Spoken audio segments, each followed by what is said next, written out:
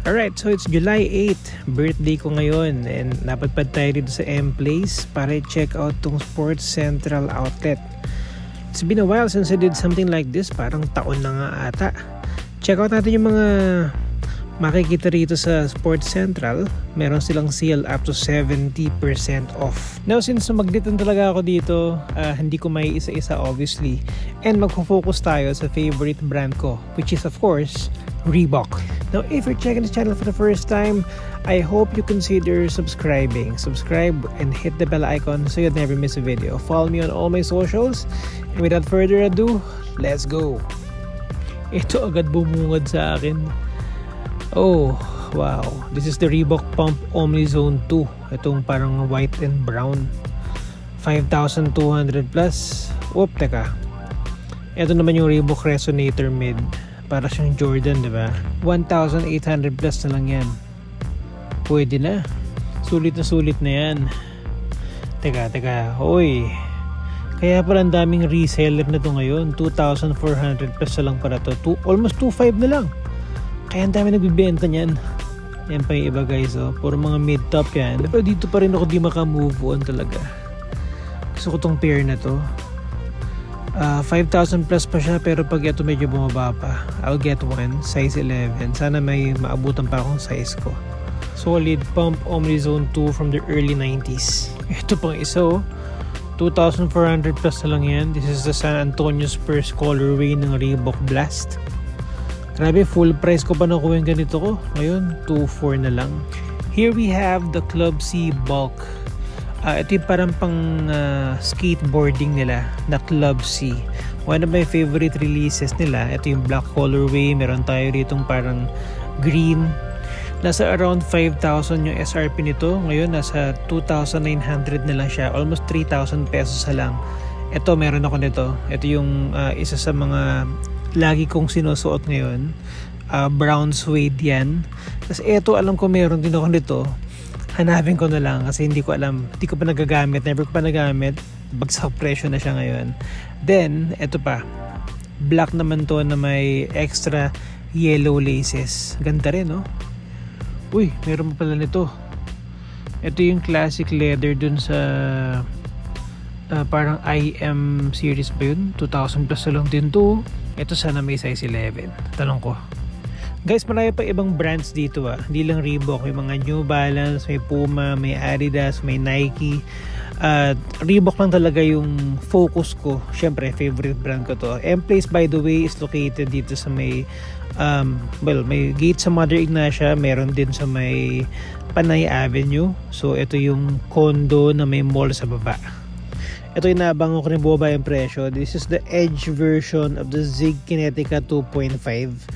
Nasa 4,000 plus pa siya, pero galing naman kasi ng 7,000 na SRP to. So chunky shoes na makapal yung ilalim, parang pang hiking. Ito pa isang colorway niya, light colored naman yan siya. May Vibram pa yan na rubber outsoles, Cordura upper. Grabe. Ito classic Club C Grounds UK, a relatively newer release. Nasa 3,800 pa siya. Tapos ito naman, baby 4,002. So unbox a pair of this earlier. Walang presyo, pero I'm assuming this is around 3,000 pesos lang din. So may mga naliligaw din palang mga regular price item dito. Like ito, yung Hunter x Hunter na Nano X2. And regular price pa siya at 8,000 plus. Ito pa isang classic Reebok Classic Leather na dominantly white tapos may red accents. 2,300 plus lang yun. Ito sana may size 11 din. Zig Dynamica. Ito 2,300 plus lang din. Ganda na kulay yan. Ito may black and white dito na parang classic jogger ata to. Uy, grabe. Sana may size 11 din pang araw-araw. Okay. Ito pa isa, Club C naman to, Club C Revenge. Ganda Grabe yung leather. Pang-klase yung leather talaga ng Reebok. Okay, ano pa? Ito pa isa. So this one is a takedown version naman nung parang Club C Grounds kanina. Ito yung DMX na walk, parang DMX walk. Pwede na, all white shoes. Pang araw-araw din. Dami pa oh. Yan pa isang jogger oh. Oy, nano pairs. So ito yung mga naka-mark down na nano pairs. Kasi kanina yung Hunter x Hunter hindi naka-mark down eh. Ito pa isa. Okay. Royal Complete. Hindi ko masyadong familiar yung ano eh, yung mga pangalan ng mga take-down versions ng classics eh. Here's another one.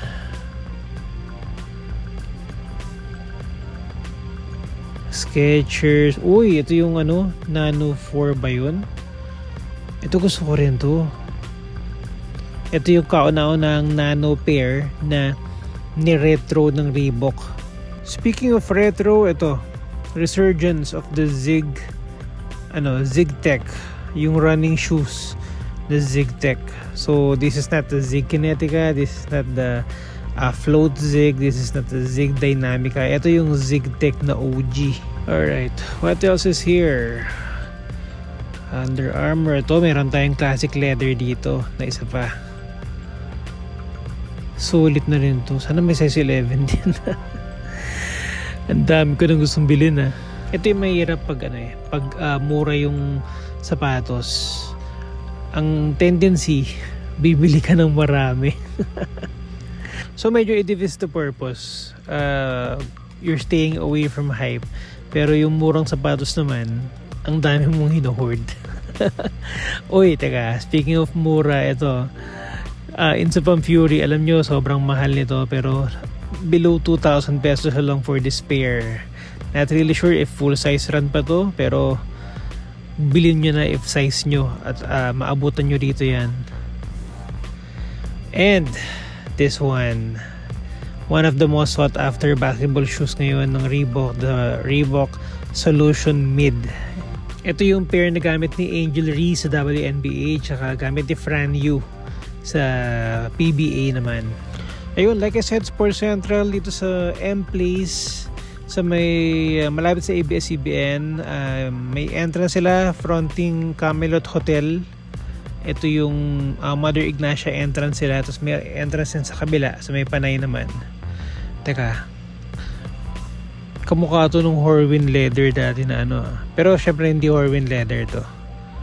Mura pa. Ayun, so pasyal kayo dito guys. Sports Central sa M-Place. May mga apparel din, hindi ko pala nabanggit kanina. Again, up to 70% off sila dito ngayon. Ground floor or nag-iisang floor lang naman ata sa ano to, sa M-Place to. Sa M-Place, South Triangle, near ABS-CBN. Yun. Yan lang muna yung video natin. Thank you for watching.